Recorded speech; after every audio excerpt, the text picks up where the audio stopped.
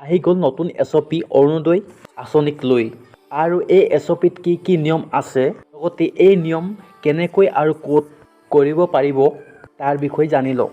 গতিকে ভিডিঅ'টো সম্পূৰ্ণকৈ চালেহে বুজি পাব। লগতে এই ভিডিঅ'টো সকলোকে শ্বেয়াৰ কৰি লওক। যিহেতু নতুন এছঅপিত আছে 4টাকৈ গুৰুত্বপূৰ্ণ নিয়ম।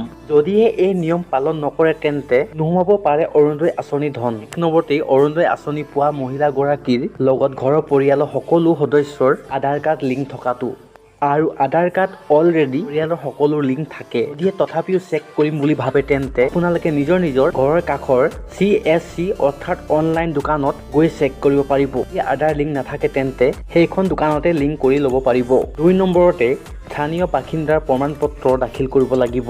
এই প্ৰমাণপত্ৰ সকলোৰে অলৰেডি দাখিল কৰা থাকে। 3 নম্বৰতে বেংক একাউণ্ট আৰু DBT সক্ৰিয় থকা বাধ্যতামূলক। আৰু DBT মানে কি? DBT মানে হ'ল ডাইৰেক্ট বেনিফিট ট্ৰান্সফাৰ। এইখন ফৰ্ম আপুনি নিজৰ বেংক ব্ৰাঞ্চত গৈ এই BDT ফৰ্মখন ফিলআপ কৰিব পাৰিব। যদি ফিলআপ নকৰে তেন্তে চৰকাৰে দিয়া একো ধন আপোনাৰ বেংক একাউণ্টত নোসোমাব। 4 নম্বৰতে পৰিয়ালৰ কোনো সদস্যৰ চৰকাৰী চাকৰি কৰা হ'ব নালাগিব। যদি কৰা থাকে তেন্তে অৰুণোদয় আঁচনি ধন হেৰুৱাব লাগিব। 5 নম্বৰতে অৰুণোদয় আঁচনি ধন পোৱা মহিলাগৰাকীৰ সকলোবোৰ নথিপত্ৰ টিপ থাকিব লাগিব। গতিকে এই সকলোখিনি আপোনালোকে আপোনালোকৰ নিজৰ কাষৰ CSC অৰ্থাৎ অনলাইন দোকানখনত খুব সহজে কৰি ল'ব পাৰিব। গতিকে ভিডিঅ' চাই কেনেকুৱা পালে? যদি ভাল পালে লাইক কমেণ্ট শ্বেয়াৰ কৰিব নাপাহৰিব। ধন্যবাদ।